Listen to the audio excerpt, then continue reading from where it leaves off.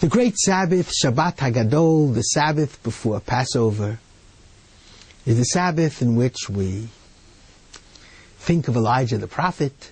We even try to welcome his coming in the Haftorah. He's, after all, the herald of redemption.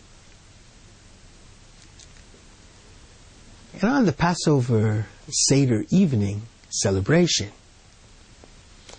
one of the most beautiful and almost magical moments is when we pour a goblet of wine for Elijah the prophet.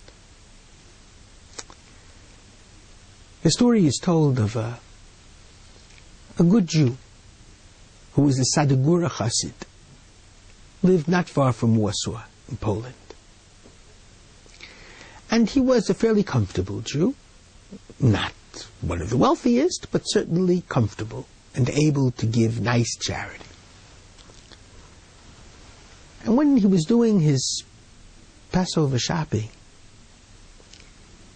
he saw a magnificent Kiddush goblet. And he thought to himself, this would be perfect. Perfect to be the goblet for Elijah.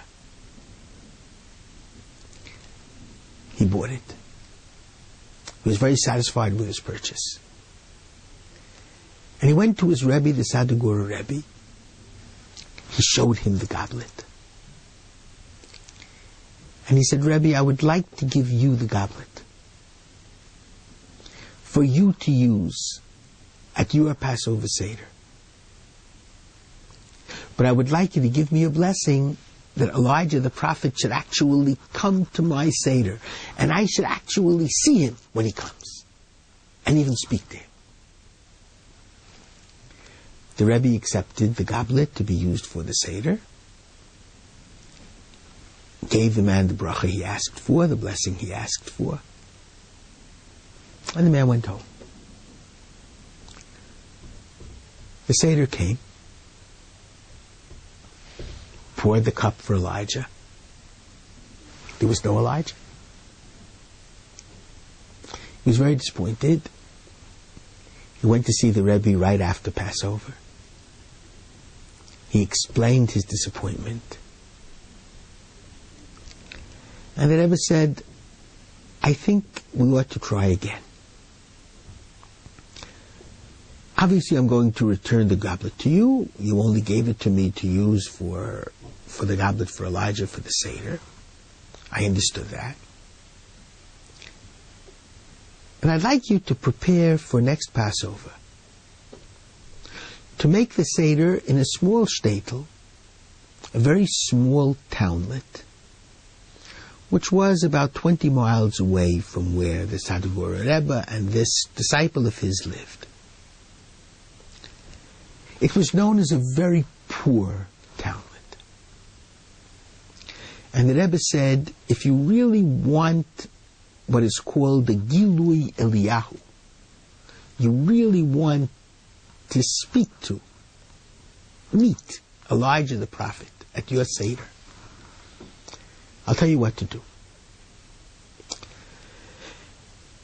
Announce a month before Pesach, right after Purim, that you are going to make a special Seder in that townlet for 40 people who have no Seder to go to.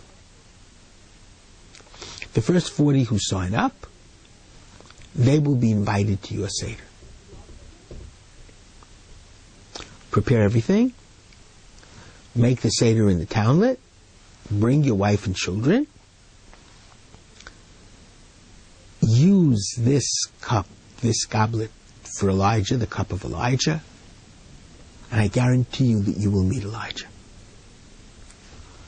The Jew was very happy, did exactly as he was told, prepared a beautiful Seder repast for 40 people, had a wonderful Seder. Many of the sick, many of the crippled came, and he felt he was truly doing an act of chesed. There were a number of people who were learned, and he learned a great deal as well. But the moment of the cup for Elijah came and went, didn't see Elijah. He went to the Rebbe after the Seder.